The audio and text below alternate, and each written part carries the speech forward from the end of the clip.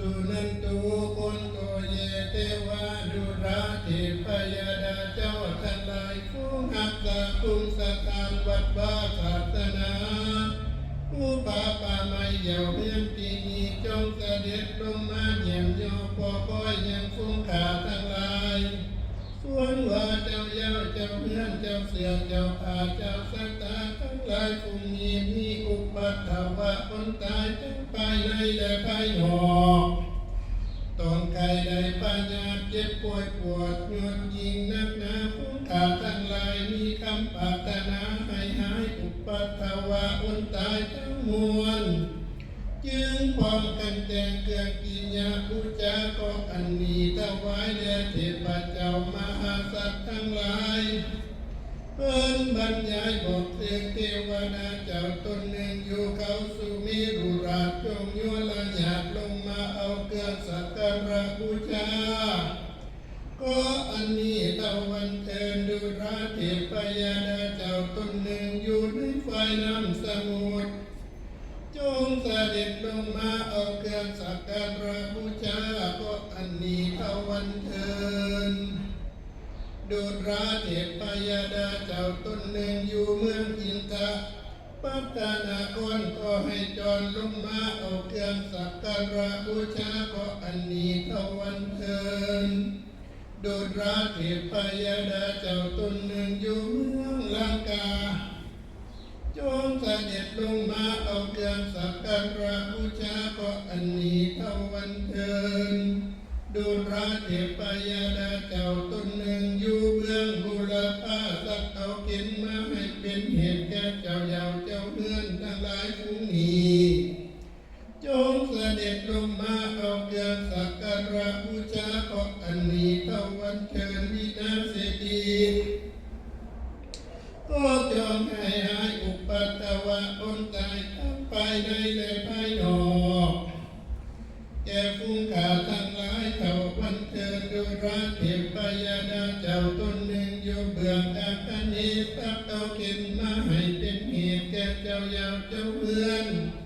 ทั้งหลายผู้นี้จงเสด็จลงมาเอาเครื่องสักการะบูชาก็อันนี้ตะวันเทินวินาศดีก็จงให้หายอุปัฏฐาวะคนตายแก่เจ้าข้าเจ้าสัตตาเจ้าดงเจ้าเทียนทั้งหลายผู้นี้ตะวันเทินดุราเทพยดาเจ้าตนหนึ่งอยู่เบื้องตัดสินสักเอาเข็นมาให้เป็นเหตุแก่เจ้าเยาวเจ้าเพื่อนทั้งหลายผู้นี้จงเสด็จลงมาเอาเครื่องสักการะบูชาก็อันนี้ตะวันเทินวินาศดีก็จงให้หายอุปัฏฐาวะคนตายทั้งหลายทั้งมวลแก่เจ้าข้าเจ้าสัตตาเจ้าทงเจ้าเทียนอันนี้ก็ขาดเกินดุราเทพยดาเจ้าตนหนึ่งอยู่เบื้องโอฤดีสักเอาเข็นเข้ามาเป็นเหตุแก่เจ้าเยาวเจ้าเพื่อนเจ้าตงเจ้าเทียนจงเสด็จลงมาเอาเครื่องสักการะบูชาก็อันนี้ตะวันเทินดุราเทพยดาเจ้าตนหนึ่งอยู่เบื้องปัจจิมสักเอาเข็นมาให้เป็นเหตุแก่เจ้าเยาวเจ้าเพื่อน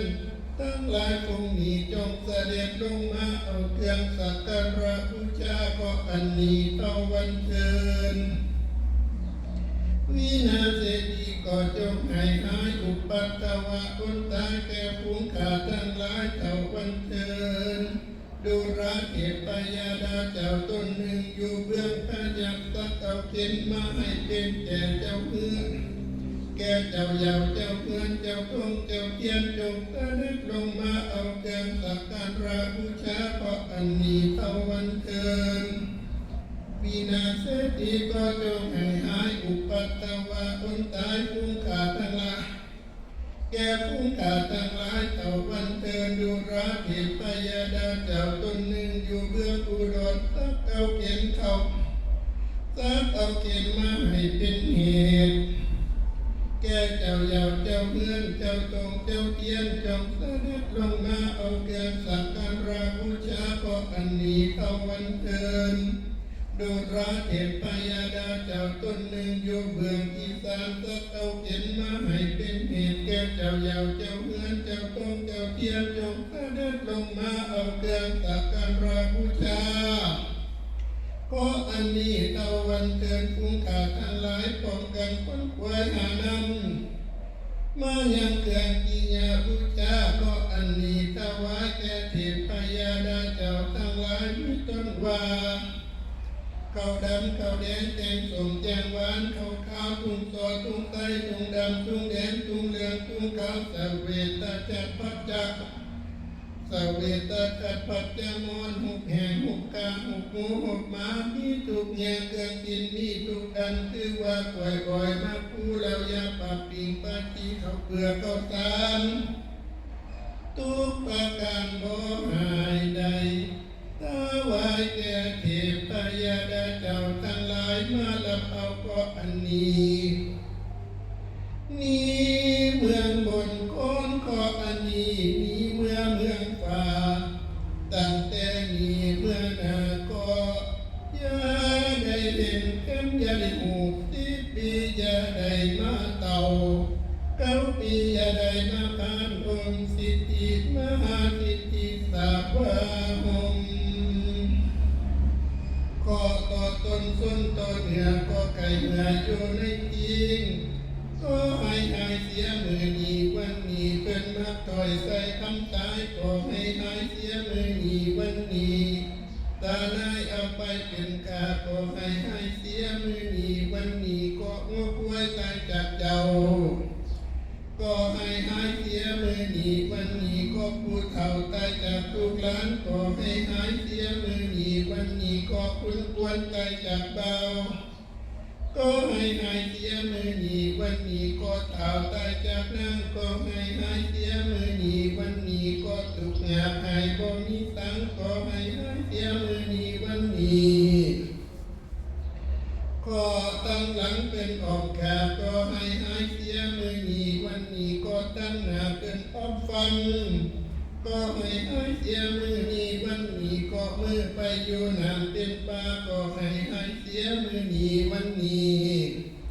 ก็ตีนไปอยู่หน้าดงเขาก็ให้หายเสียมือนี้วันนี้ก็หัวไปปั่นเบาเที่ยวหาเงินก็ให้หายเสียมือนี้วันนี้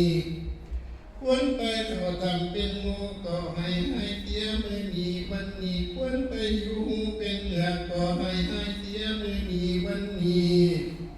ควรไปเลือกบนบ้านเมืองบนก็ให้เสียมือนี้วันนี้ควรหัวไปกว่าเมืองคนที่ปราสาทก็ให้เสียมือนี้วันนี้ควรหัวขึ้นเมืองฝ่าแอวเล่นน้ำแทนก็ให้มาสักก็ให้เสียมือนี้วันนี้ขั้วหัวขึ้นเมื่อเฝ้าเจ้าจันหลวงก็ให้เสียมือนี้วันนี้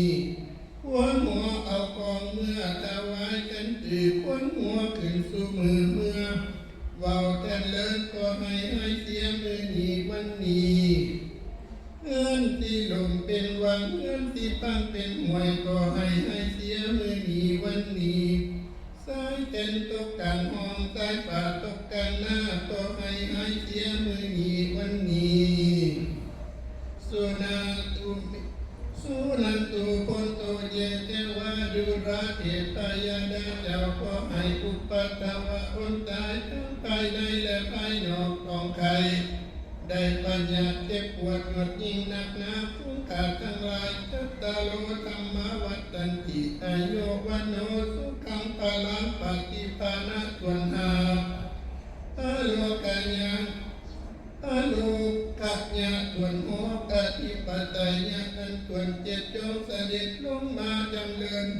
ในคันธสันดานแห่งฟุ้งขาดทั้งหลายทุกปีทุกเดือนตราบต่อเท่าเข้าสู่นิพพานทุกคน